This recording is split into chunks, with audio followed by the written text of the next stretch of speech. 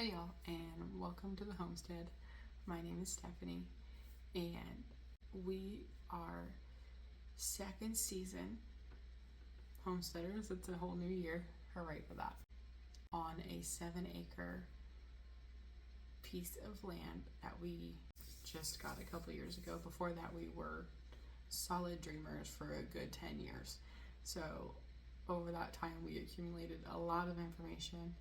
And this was our first year to really get to try that out and see what we could do and what we were made of as far as our grit and determination to really do the homestead thing here. So we added chickens. Chickens is the gateway animal for just about everybody. But we got our laying hens first thing. I think we got here in March, and we had laying hens by the end of the month. Like, we had them in our mud room in a Rubbermaid container with pine shavings and a very improvised heating setup as far as the heat lamp, and I think there are a couple sawhorses holding it up, and it was an experience. That was our very first start into chickens, and we're like, hey, okay, we're gonna make this a thing.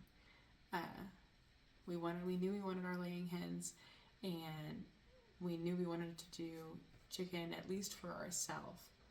And we were gonna start off with a small run. That way, if we absolutely hated it, at least we had enough chicken to get us through for a while, and we could scratch the rest of the plans. But pretty well out of the gate, we thought chicken farming seems like the way to go. Like, that seems totally sustainable and an awesome thing to do. So I was like, it's not too much in the way of daily labor. Processing is really as often as you want it to be. I mean, you could do it every week, you could do it every month, every 3 months. Feasibly, if you wanted to do it for just personal consumption, you could do 1 to 2 harvests a year, like once or twice a season, run chickens, and then be done. That's pretty well the fastest turnaround as far as homegrown protein goes.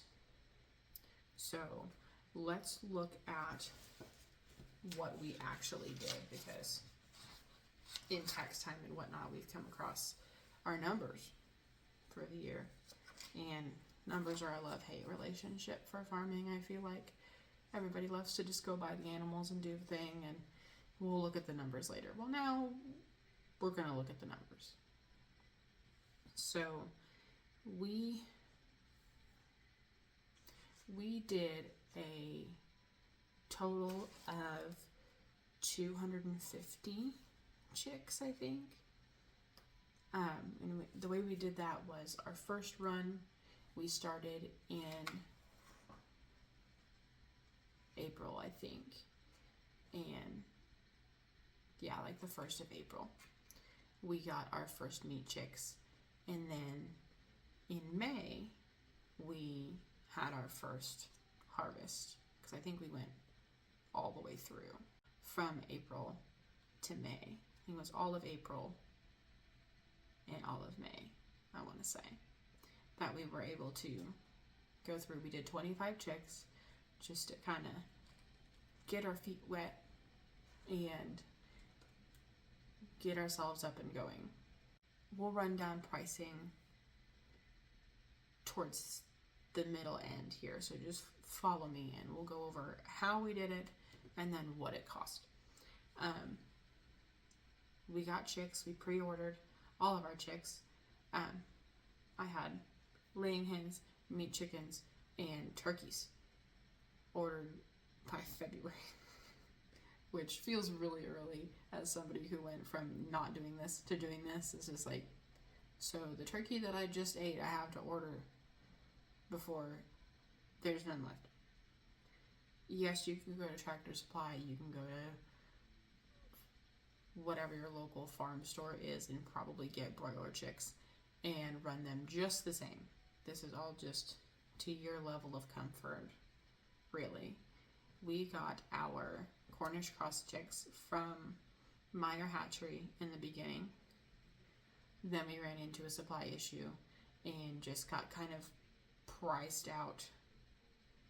If they weren't sold out, it was very expensive for us to do a small amount there. So we did some research, looked around. We found a hatchery in Alabama, I think Valley Farms Hatchery, that has given us the last 3 or 4 runs of our chicks with very minimal losses on their part. Like what was shipped to us, maybe lost one in the box, and that's pretty good, I feel like. So our first run we did 25, and then after that we did 50 just about every month. There was one where we missed our pre-ordering window, so we just had to turn around and get however much we could get, which was like 27. And we ran a short run at that time, and it turned out that was okay. But like I said, about 250 chicks were ordered, and we grew those out. We used the John Siskovich style tractor.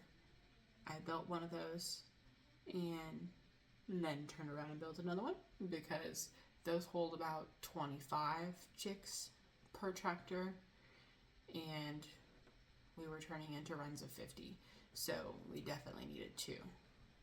So we would try to get ourselves on a schedule as far as ordering the chicks, getting them delivered.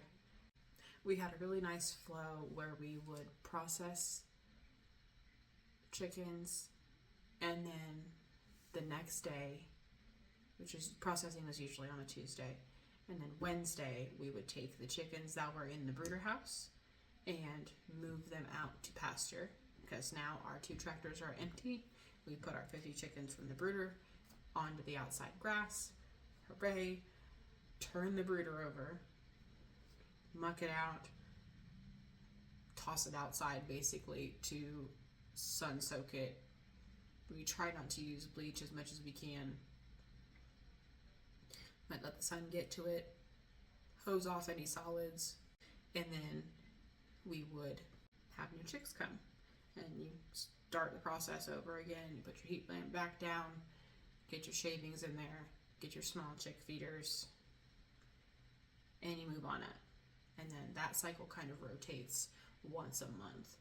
So we did a monthly processing through the season as best we could. With that, we did notice that during the hottest times, we ended up with some rough looking chickens. Whether it was from heat and stress or all of the above, it was dry and it was hot, and there was one particular time where the storm tried to take our chickens. We learned very quickly that you have to weigh down those Siskovich tractors when it comes to high winds. I don't know how it didn't do more damage than it did, but at that time we had one tractor that had, I think, the 27 chicks in it. They were very fresh, so I was not worried about overcrowding them. I swear every time we put chickens out, something happens, and it's usually rain. Like these poor chicks that haven't really experienced the elements go out and it rains, and it always catches us off guard. Even though we've checked the weather, we've done the things, still, within the first couple of days, rain. And then it was basic rain, and this time, it was a microburst. Like, we had damage all around the farm from that. I'll see if I can throw some pictures and things in here while I talk about this one.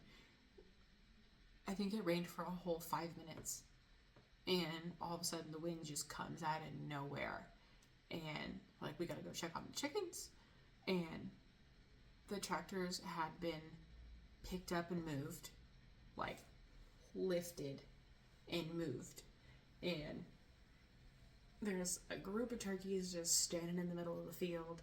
They're all huddled together. It's raining. It's dark. And the Cornish crossers just wandering through the field, lost. But it was like, there's chickens everywhere, and the tractor's over there. Thankfully, neither one of the tractors were like seriously damaged, so we just scooped up all of these Cornish cross because they were feathered, but the easiest thing to do was just to scoop them and put them back in the brooder house. At this time, we tossed them back in the big brooder, and that way they were warm and got a chance to get dry and all the things. The turkeys went back out into the tractor. They survived surprisingly. Everything I have ever heard about turkeys is that they are so incredibly fragile, and ours did remarkably well, knock on wood. So we had some interesting luck when it came to these chickens. We used the Scovich tractors. We ran them once a month. We would do everybody changes over. That way there's only 1 week where it's intense labor. Daily chores really weren't that much. By the time you get them out to the pasture, you just move them 1 square every day. And towards the end, we started moving them twice a day just because they put out quite a load of manure, especially as they get really big. And it felt better for us to do that for them, to give them a better space to be in so they weren't laying in it as much, and just happen to be happier and cleaner chickens. As far as feeding the chickens, so we found a local feed mill that we go to for our chicken feed, and again, there are cheaper ways to do this. You can get whatever feed you want, whatever feed you're comfortable with. We got some, initially we used the non-GMO, no soy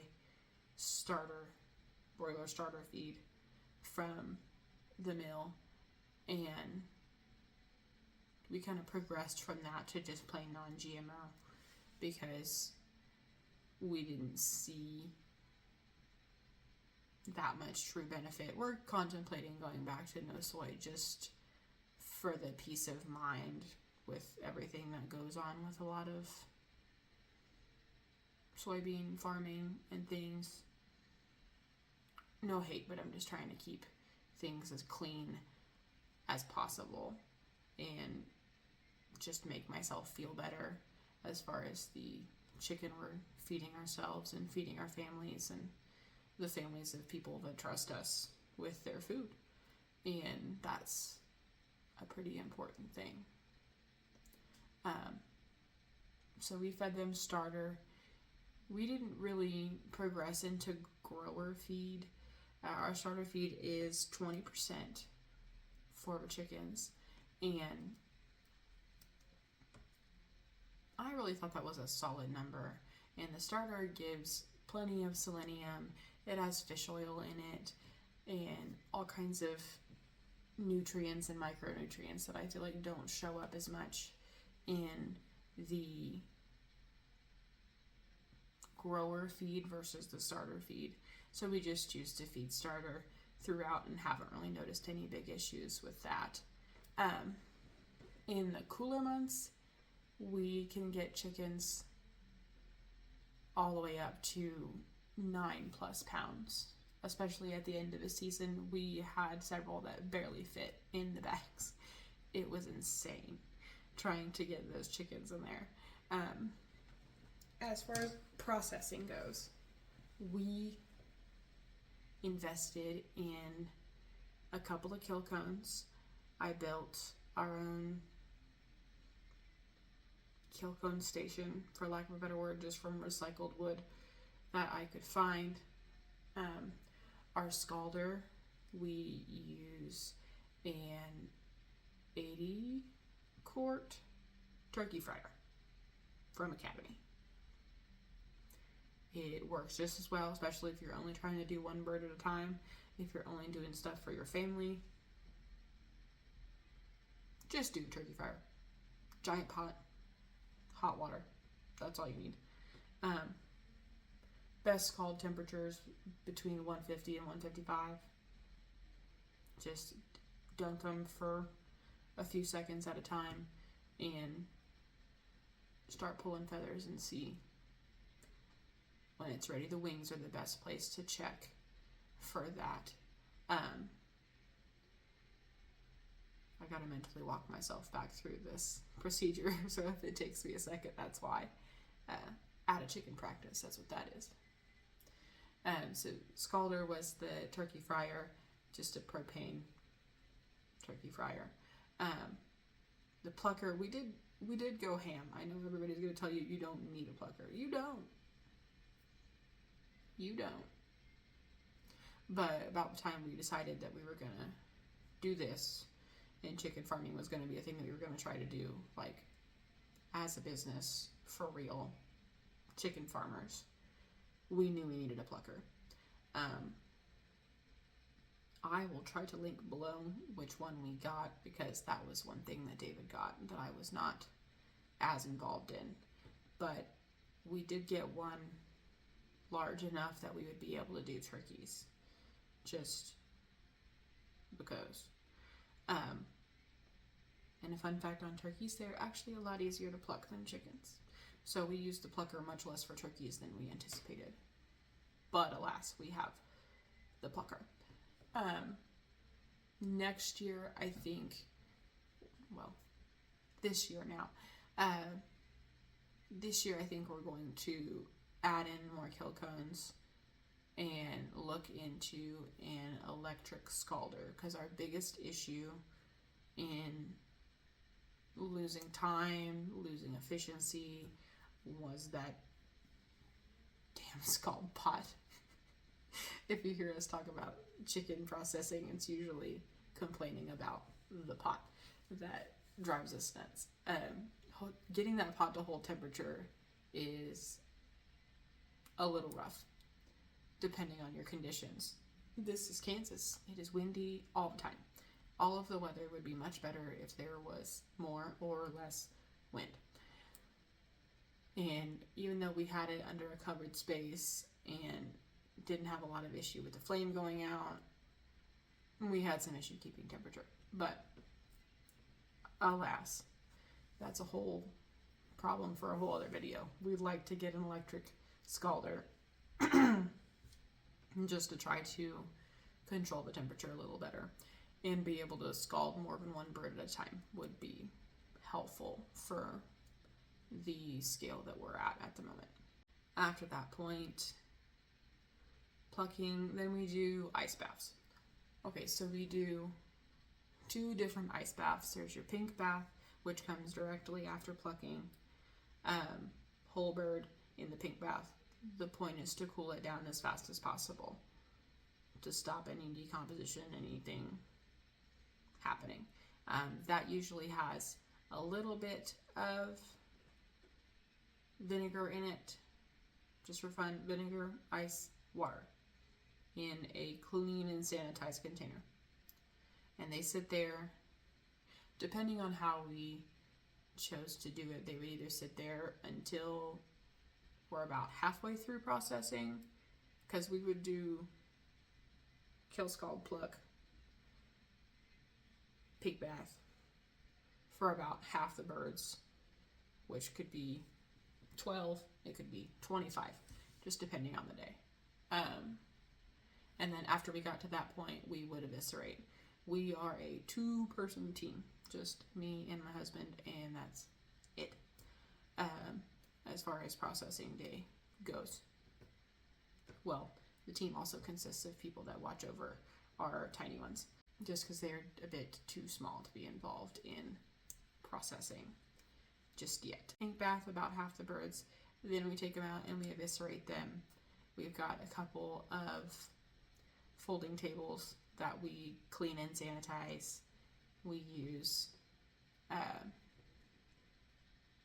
good quality boning knives and things like that.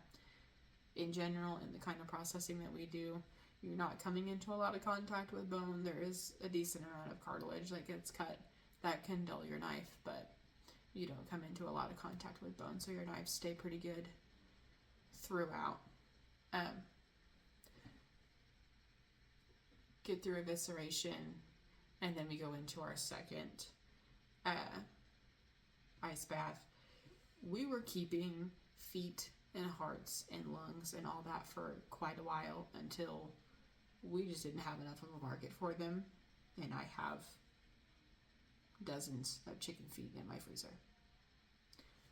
So we stopped about midway through the season. We're like, okay, this is enough, and not a lot of people want them. We're trying to put them out there, trying to educate people and find more of a market, but you keep some for stock, you let the rest go. The final ice bath is clean water, ice, and a healthy amount of vinegar. And in there, they sit for about 24 hours. I mean, the last ones are not sitting for 24 hours. They're way closer to 12. But they sit there for 24 hours, and then the next day we come in and we shrink bag them. The scald pot gets cleaned out, sanitized, and filled back up with water, heat it back up. This is another one where you're going to have to turn your pot on early. You just are. We use Florida poultry shrink bags. FPSB, is that right? I think it is.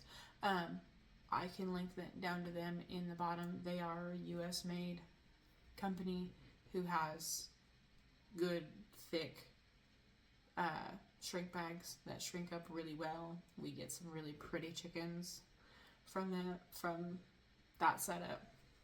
You can choose to either poke a hole in the shrink bag and dip it and deal with it that way, or you can put a straw in the cavity and then zip tie around it. I pretty well transitioned to the poke a hole, shrink it for about 3 seconds, and then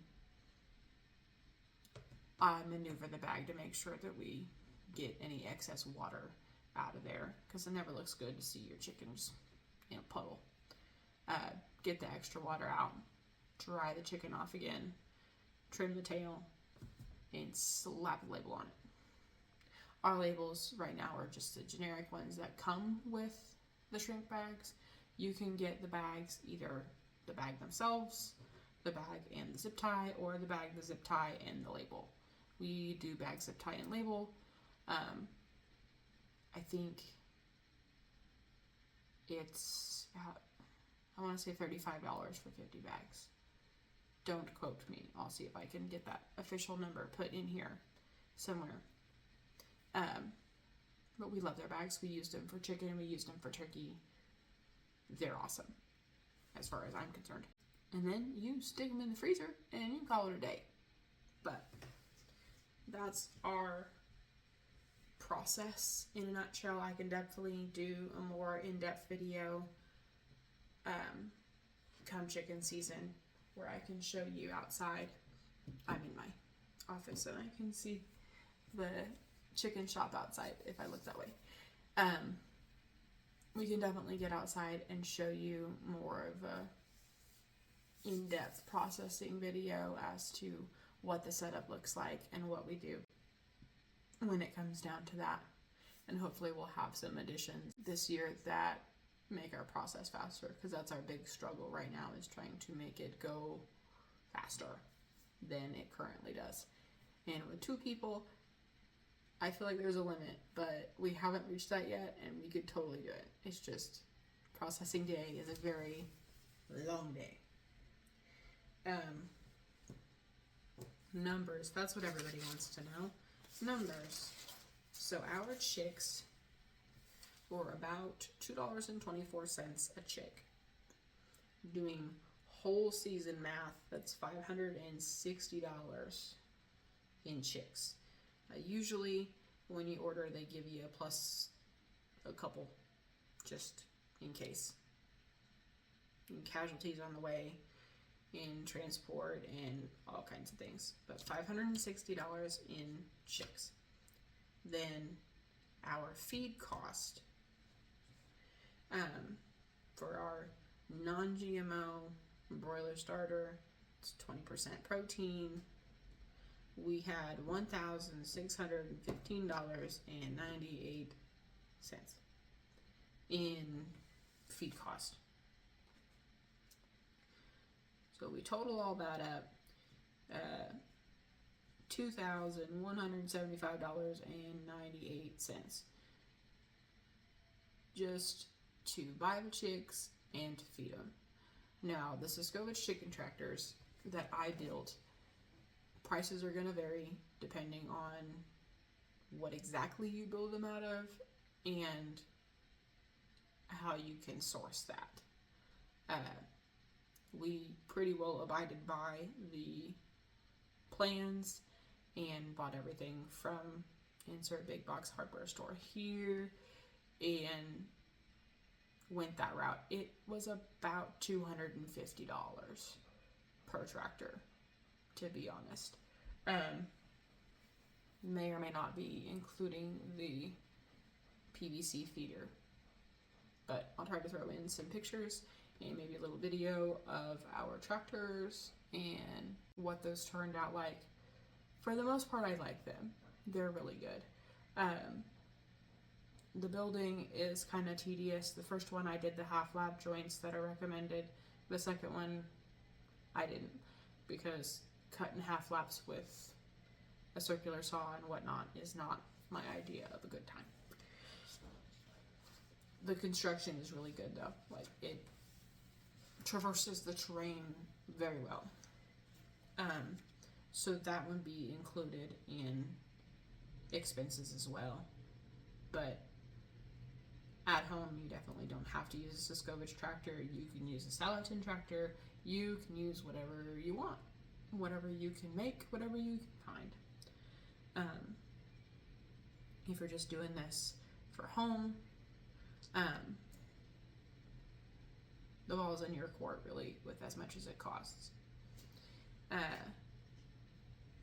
As far as our chicken sales, just a cute little caveat in here, we did sell whole chickens. We sell our chickens for $4 a pound. No, we don't. We sell our chickens for $4.50 a pound. And we've had pretty good luck with that. We don't have a lot of people that are all up in arms about it. I mean, if you post on a Facebook group, they'll sure tell you how much your chicken is too expensive. But plenty of people would tell me that my chicken is delicious. So there's that.